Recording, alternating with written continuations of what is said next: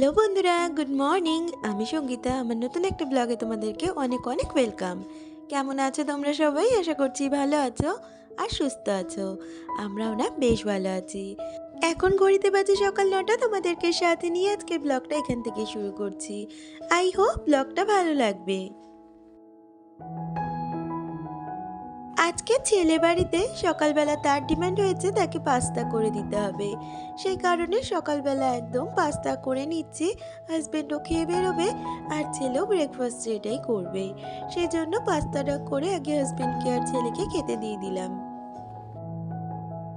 আর এখন রান্নায় চলে এসেছি। আজকে রান্না করব একটু ইঁচড় চিংড়ি, তার সাথে করব ডাল আর মাছ ভাজা। এঁচোড়টাকে নুন হলুদ দিয়ে ভালো করে সিদ্ধ করে রেখেছি আর এখন ভেজে নিচ্ছি। আর তারপরেই এই কড়াইয়ের মধ্যে আর একটু তেল দিয়ে চিংড়ি মাছগুলোকে ভেজে নেব। এই সময় এঁচোড়টা খেতে কিন্তু বেশ ভালো লাগে। তবে এঁচোড়ের যা দাম, এই একদিন এনে দুদিন খাওয়া হচ্ছে আজকে নিয়ে। আমরা বাড়ির মেয়ে বউরা সব সময় কিন্তু সংসারের নানা দিক থেকে সাশ্রয় করারই চেষ্টা করি। তবুও মাঝে মধ্যে কিছু তো পছন্দের জিনিস, কিছু শখের জিনিস থাকে। সেই শখগুলো যখন পূরণ হয় আর সেই শখগুলো যখন প্রিয় মানুষগুলো পূরণ করে তখন কিন্তু আরো বেশি ভালো লাগে। আর যখন দেখি নিজের ভালো লাগাগুলো তারও ভালো লাগার জিনিস হয়ে গেছে, তখনও কিন্তু খুব ভালো লাগে। আমরা মেয়েরা বিয়ের পর যখন একটা সংসারে আসি, অন্যের ভালো লাগাগুলোকে কিন্তু আমাদেরই ভালো লাগাতে হয়। অপছন্দগুলোকেও কিন্তু নিজেদের পছন্দ পরিণত করতে হয়। তবুও সবারই তো নিজের একটা পছন্দ ভালো লাগা থাকে। সেটা যখন প্রাধান্য পায়, সেই ভালো লাগার জায়গাটা অনেকটা বেশি। আর ওই তো কথা বলতে বলতে ওদিকে কিন্তু এঁচোড় চিংড়িটার মশলা কষিয়ে এঁচোড় চিংড়ি দিয়ে ভালো করে ঢাকা চাপা দিয়ে রান্না করে নিয়েছি আর এদিকে ডালটা সোমবারও দিয়ে নিয়েছি।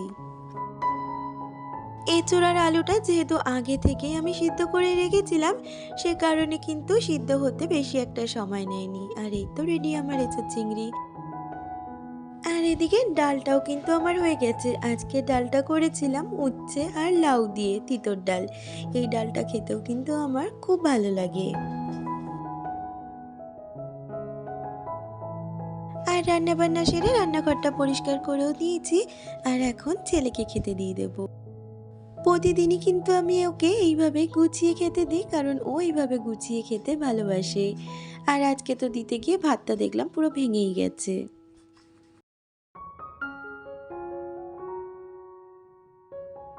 আবারও তোমাদের সাথে দেখা হচ্ছে সেই বিকালবেলা। আর বিকালবেলা এখন একটু বিছানাটাকে গুছিয়ে নেব। আগের দিনের ব্লগে অনেকেই আমাকে কমেন্ট করেছো, সবাই বলেছো আমাকে রোজ ভিডিও দিতে যেমন আমি আগে দিতাম। তাদের মধ্যে রয়েছে অনামিকা, সুস্মিতা, সাবিনা খাতুন আর প্রিয়াঙ্কা। এর আগে মৌলিনাও আমাকে বলেছিলে।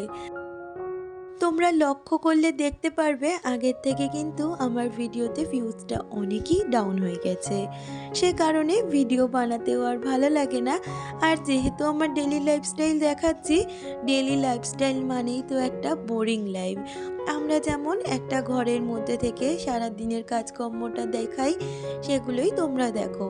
আমাদের লাইফটাও কিন্তু এই ঘরের কাজ করতে করতে বোরিং হয়ে যায়। সেইভাবে তোমরাও কিন্তু একই ধরনের ভিডিও দেখতে দেখতে হয়তো বোর ফিল করছো।